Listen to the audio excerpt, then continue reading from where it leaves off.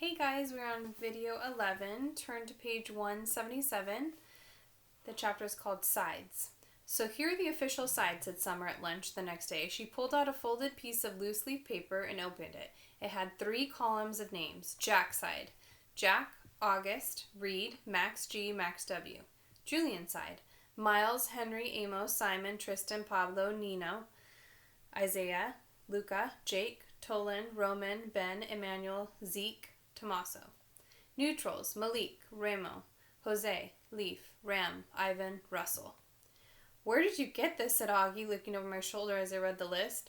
Charlotte made it, Summer answered quickly. She gave it to me last period. She said she thought you should know who was on your side, Jack. Yeah, not many people, that's for sure, I said. Reed is, she said, and the 2 Maxes. Great, the nerds are on my side. Don't be mean, said Summer. I think Charlotte likes you, by the way. Yeah, I know. Are you going to ask her out? Are you kidding? I can't now that everybody's acting like I have the plague. The second I said I realized I shouldn't have said it. There was this awkward moment of silence. I looked at Augie. It's okay, he said.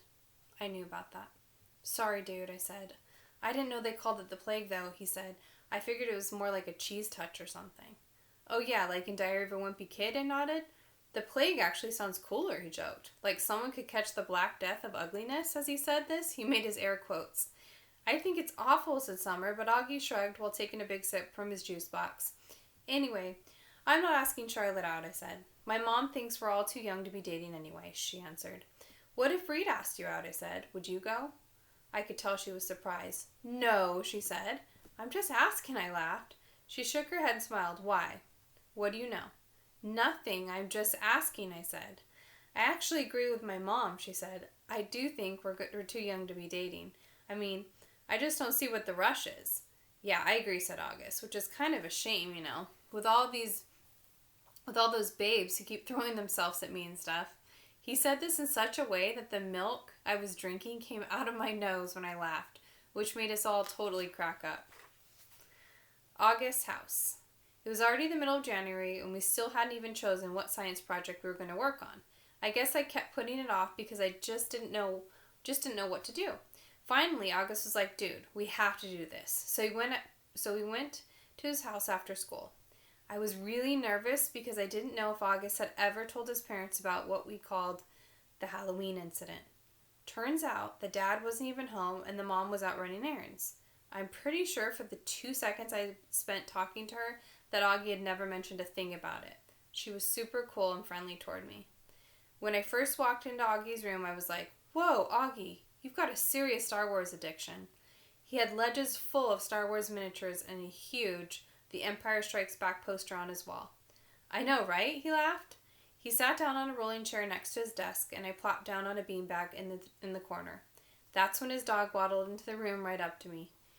He was on our holiday card, I said, letting the dog sniff my hand. He corrected me, Daisy. You can pet her. She doesn't bite. When I started petting her, she basically just rolled over onto her back. She wants you to rub her tummy, said August. Okay, this is the cutest dog I've ever seen, I said, rubbing her stomach. I know, right? She's the best dog in the world. Aren't you, girlie? As soon as she heard Augie's voice say that, the dog started wagging her tail and went over to him. Who's my little girlie? Who's my little girlie? Augie was saying as she licked him all over the face. I wish I had a dog, I said. My parents think our apartment's too small. I started looking around at the stuff in the room while he turned on the computer. Hey, you've got an Xbox 360? Can we play? Dude, we're here to work on the science fair project. Do you have Halo? Of course I have Halo. Please, can we play? He had logged onto the Beecher website and was now scrolling down Miss Rubin's teacher's page through the list of science fair projects. Can you see from there, he said. I sighed and went on to sit on a little stool that was next to him. Cool iMac, I said. What kind of computer do you have? Dude, I don't even have my own room, much less my own computer. My parents have this ancient Dell that's practically dead. Okay, how about this one, he said, turning the screen in my direction so I could look. I made a quick scan of the screen and my eyes literally started blurring. Making a sun clock, he said. That's kind of cool. I leaned back. Can we just make a volcano? Everyone makes volcanoes. Duh, because it's easy, I said, petting Daisy again. What about how to make crystal spikes out of Epsom salt? Sounds boring, I answered. So why do you call her Daisy? He didn't look up from the screen. My sister named her. I wanted to call her Darth. Actually, technically speaking, her full name is Darth Daisy, but we never really call her that. Darth Daisy, that's funny. Hi, Darth Daisy, I said to the dog, who rolled onto her back again for me to rub her tummy. Okay, this one is the one, said August, pointing to a picture on the screen of a bunch of potatoes with wires poking out of them. How to build an organic battery made of potatoes. Now that's cool. It says here you could power a lamp with it. We could call it the Spud lamp or something. What do you think? Dude, that sounds way too hard. You know I suck at science. Shut up, you do not. Yeah, I do. I got a 54 on my last test. I suck at science. No, you don't. That was only because we were still fighting and I wasn't helping you. I can help you now. This is a good project, Jack. We've got to do it. Fine, whatever, I shrugged. Just then there was a knock on the door. A teenage girl with long, dark wavy hair poked her head into the door. She wasn't expecting to see me. Oh, hey, she said to both of us. Hey, Via, said August, looking back at the computer screen. Via, this is Jack. Jack, that's Via. Hey, I nodded. Hello? Hey, she said, looking at me carefully. I knew the second Augie said my name that you told her about the stuff I had said about him. I could tell from the way she looked at me. In fact, the way she looked at me made me think she remembered me from that day at Carvel on Amsfort Avenue all those years ago. Augie, I have a friend I want you to meet, okay? She said. He's coming over in a few minutes. Is he your boyfriend? August teased. Via kicked the bottom of his chair. Just be nice, she said, and left the room. Dude, your sister's hot, I said. I know. She hates me, right? You told her about the Halloween incident? Yeah. Yeah, she hates me, or yeah, you told her about the Halloween. Both. The boyfriend. 2 minutes later, the sister came back with this guy named Justin. Justin seemed like a cool enough dude. Longish hair, little round glasses. He was carrying a big, long, shiny silver case that ended in a sharp point at the end. Justin, this is my little brother August, said Via, and that's Jack. Hey guys, said Justin, shaking our hands. He seemed a little nervous. I guess maybe it was because he was meeting August for the first time. Sometimes I forget what a shock it is for the first time you meet him. Cool room. Are you Via's boyfriend, Augie said mischievously, and his sister pulled his cap down over his face. What's in your case, I said. A machine gun? Ha, answered the boyfriend. That's funny. No, it's a fiddle. Justin's a fiddler, said Via. He's in a Zydeco band? What the heck is a Zydeco band? Said Augie, looking at me. It's a type of music, said Justin. Like Creole music. What's Creole, I said. You should tell people that's a machine gun, said Augie. Nobody would ever mess with you. Ha, I guess you're right, Justin said, nodding and tucking his hair behind his ears. Creole's the kind of music they play in Louisiana, he said to me. Are you from Louisiana, I asked. No, he answered, pushing up his glasses. I'm from Brooklyn. I don't know why this made me want to laugh. Come on, Justin, said Via, pulling him by the hand. Let's go hang out in my room. Okay, see you guys later. Bye, he said. Bye.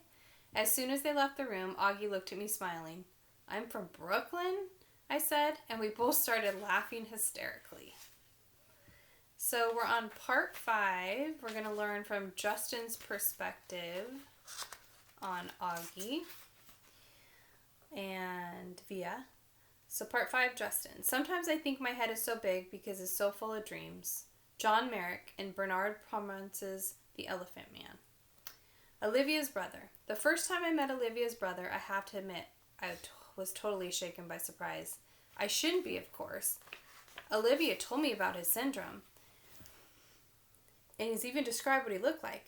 But she's also talked about all his surgeries over the years, so I guess I assumed he'd be more normal looking by now. Like when a kid is born with a cleft lip and has plastic surgery to fix it, sometimes you can't even tell except for the little scar above the lip. I guess I thought her brother would have some scars here and there, but not this. I definitely wasn't expecting to see this little kid in a baseball cap who's sitting in front of me right now. Actually, there are 2 kids sitting in front of me. One is a total normal-looking kid with curly blonde hair named Jack. The other is Augie.